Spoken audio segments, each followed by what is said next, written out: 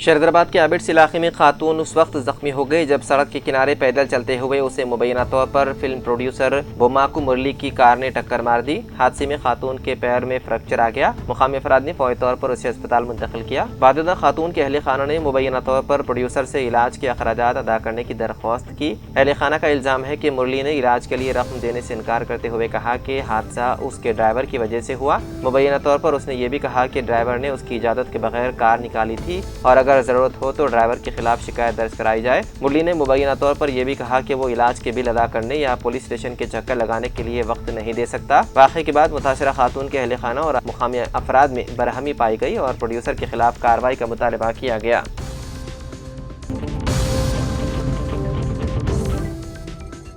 कौमी दारुल-हुकूमत दिल्ली के Indira Gandhi international airport पर एक खौफनाक वाक़या पेश आया। हैदराबाद जाने के लिए एयरपोर्ट पहुंचने वाले एक मुसाफिर के हैंडबैग की तलाशी के दौरान उसमें बंदर की खोपड़ी बरामद हुई, जिससे एयरपोर्ट पर हलचल मच गई। तफसीलात के मुताबिक मुसाफिर दिल्ली से हैदराबाद जाने वाली परवाज़ में सवार होने के लिए एयरपोर्ट पहुंचा था। परवाज़ में सवार होने से कबल सिक्योरिटी एहलकार मुसाफिरों के सामान की जाँच कर रहे थे। इसी दौरान इस मुसाफिर के बैग में एक मुश्तबा चीज़ नजर आई। सिक्योरिटी एहलकारों ने बैग खोलकर तफसीली तलाशी ली तो उसमें एक खोपड़ी मौजूद थी। जब एहलकारों ने उसके बारे में पूछगछ की तो मुसाफिर ने इतराफ़ किया कि वो बंदर की खोपड़ी है। जंगली जानवर के जिस्म के आधा को बगैर इजाज़त एक जगह से दूसरी जगह ले जाना कानूनन जुर्म है। इसलिए CISF के एहलकारों ने फौरी तौर पर कार्रवाई करते हुए मुसाफिर को हिरासत में ले लिया और मजीद कानूनी कार्रवाई के लिए उसे मुकामी पुलिस के हवाले कर दिया। पुलिस ने मुसाफिर के खिलाफ वाइल्ड लाइफ प्रोटेक्शन एक्ट 1972 के तहत मुकदमा दर्ज कर लिया। पुलिस अब इस बात की तहकीकात कर रही है कि वो बंदर की खोपड़ी कहाँ से लाया था और उसे हैदराबाद क्यों ले जाया जा रहा था।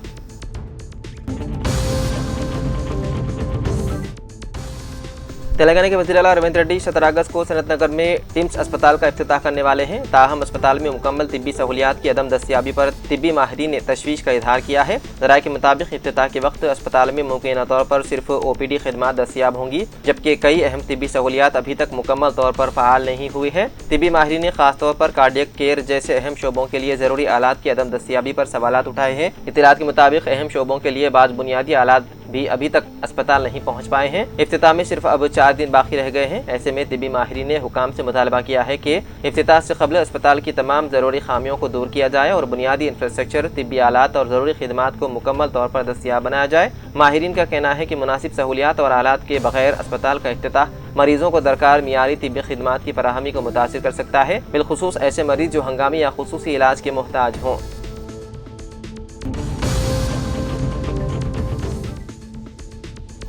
जेनजी के बारे में रुकन पार्लियामेंट कंगना रनौत के तबसरों पर शदीद तनाज़ा खड़ा हो गया था। अब उन्होंने अपने बयान पर वजाहत करते हुए कहा कि उनके तबसरे मुल्क के तमाम नौजवानों के लिए नहीं थे, बल्कि सिर्फ कुछ मखसूस अफराद के बारे में थे। कंगना ने कहा कि मैंने सिर्फ उन लोगों के बारे में बात की थी जो खुद को कॉकरोच कहते हैं। कॉकरोच गंदे नालों से ही तो आते हैं ना, तो फिर मेरे अल्फाज में गलत क्या है। मेरी बात बिल्कुल वाज़ेह है कि अगर कुछ लोग खुद को कॉकरोच कहते हैं और हम कहें कि गंदा नाला ही उनका घर है तो उन्हें गुस्सा क्यों आना चाहिए। ये कहना दुरुस्त नहीं कि मैंने पूरे नौजवान तबके को मुखातिब करते हुए ये बात कही थी। कंगना ने यह तबसरे नीट पेपर लीक मामले के सिलसिले में जेनजी मुताहिरीन की वीडियोस पर किए थे। उन्होंने जेनजी को गटर जनरेशन भी करार दिया था। BRS के साबिक रुकन असम्बली R कांता राव को पुलिस ने गिरफ्तार कर लिया। भद्रादरी कोत्तगुड़म जिले के पीनापाका हल्के के साबिक रुकन असम्बली और BRS के सीनियर लीडर रेगा कांता राव को पुलिस ने बेंगलुरु से गिरफ्तार कर लिया। उन पर इल्ज़ाम है कि उन्होंने खातून को शादी का वादा करके मुबैना तौर पर जिनसी ज़्यादती और हरासानी की और माली तौर पर भी धोखा दिया। इस मामले में हैदराबाद के पंजागुट्टा पुलिस स्टेशन में मुकदमा दर्ज कर लिया गया था। मुतासिरा खातून की तहरीरी शिकायत की बुनियाद पर पुलिस ने रेगा कांता राव के खिलाफ BNS की मुख्तलिफ दफ़ात के तहत मुकदमा दर्ज करके उन्हें गिरफ्तार कर लिया। मुतासिरा खातून ने अपनी शिकायत में बताया है कि साल 2022 में एक यूट्यूब चैनल के इंटरव्यू के बहाने रेगा कांता राव से उनकी जान पहचान हुई थी। बाद में उन्होंने शादी का वादा करके मुबैना तौर पर उनके साथ जिनसी ज़्यादती की। खातून का मजीद इल्ज़ाम है कि रेगा कांता राव ने उनकी निजी तस्वीर को बुनियाद बनाकर उन्हें ब्लैकमेल किया। इसके अलावा रियल इस्टेट के कारोबार में सरमाकारी के नाम पर उनसे तकरीबन 4 लाख रुपए नकद वसूल किए गए, लेकिन रकम वापस करने के बजाय मुबैना तौर पर उनसे राबता खत्म कर दिया गया।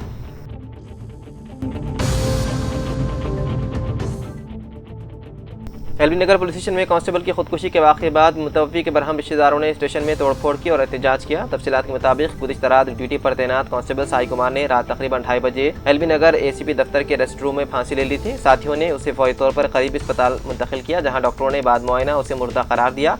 आला हुक्काम ने बताया है कि कोई खुदकुश नोट भी बरामद नहीं हुआ और कांस्टेबल ने ये इंतहाई कदम क्यों उठाया, इसकी वजह अभी मालूम नहीं हो सकी। कांस्टेबल की मौत की इत्तला के साथ ही अरकान खानदान और रिश्तेदार बरहमी के आलम में पुलिस स्टेशन पहुंच गए। सैकड़ों अफराद पुलिस स्टेशन के सामने जमा हो गए और धरना दिया। एक मौके पर एहतजाजियों ने पुलिस स्टेशन में दाखिल होकर कंप्यूटर, प्रिंटर और फर्नीचर को नुकसान पहुंचाया और पुलिस अहदेदारों से बहस व तकरार की। उन्होंने इल्ज़ाम लगाया है कि साई कुमार ने खुदकुशी नहीं की और पुलिस से बहस करते हुए सवाल किया कि खून के धब्बे कैसे आए। सूरत हाल कशीदा होने के बाद पुलिस की भारी जमीयत तैनात कर दी गई। इसी दौरान कांस्टेबल की वालिदा ने अपने बेटे की मौत पर शुकूक व शुबहात का इजहार करते हुए इंसाफ का मुतालबा किया।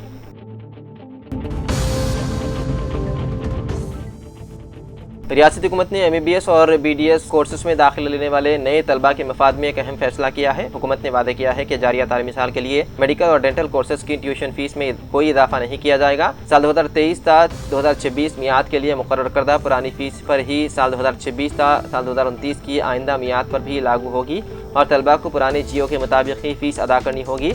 इस फैसले के तसलसल में Kaloji Narayana Rao university of health science में साल 2023 में जारी करदा GO 132 को बुनियाद बनाते हुए अहकाम जारी कर दिए। आमतौर पर मेडिकल कॉलेजेस में हर 3 साल बाद ट्यूशन फीस का जायजा लेकर इस पर नजरसानी की जाती है। चूँकि साल 2023 और 26 की मुद्दत मुकम्मल हो चुकी है, इसलिए फीस में इजाफे के इशारे मिल रहे थे। ताहम हुकूमत के ताज़ा तरीन अहकाम के बाद पुरानी फीस ही बरकरार रखने की तौसीक कर दी गई है।